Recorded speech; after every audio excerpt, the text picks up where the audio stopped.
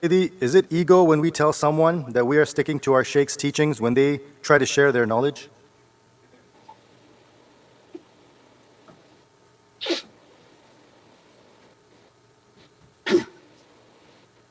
Is it ego when we say we're sticking to our shaykh's teaching when they're sharing their knowledge?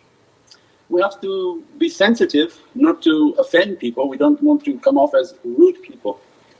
But there's a limit that people feel it necessary to teach and spread whatever little they know, and that teaching can contaminate the heart, especially if it's contrary to haqqaiqs and realities, and especially if they're going to try to interpret hadith and Qur'an. It can be all over the spectrum of confusion. So we generally try to meet with people as friends and very basic informations.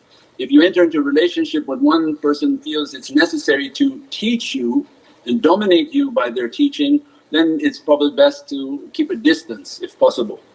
Because that becomes a difficult situation where some people they want to be a teacher, they want to be a shaykh. There are even people who say there are no shaykhs but they act like shaykh and they want to give everybody a teaching.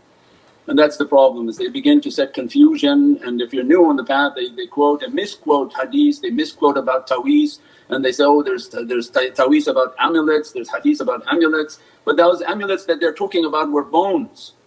And Prophet making reference to those people who were putting like these bones of animals and creatures and making all sorts of idealistic references. There was nothing in reference to that. As a matter of fact, Prophet was teaching about ruqya, and that to invoke Allah's names and invoke Qur'an for the healing is all of Islam.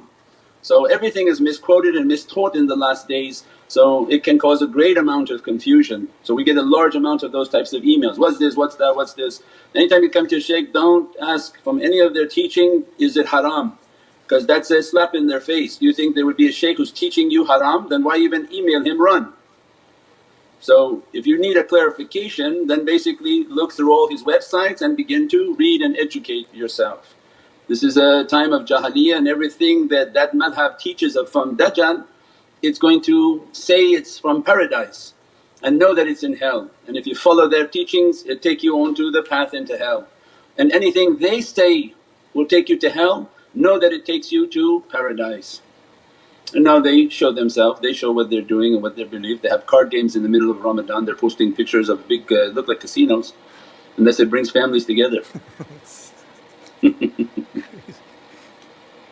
InshaAllah.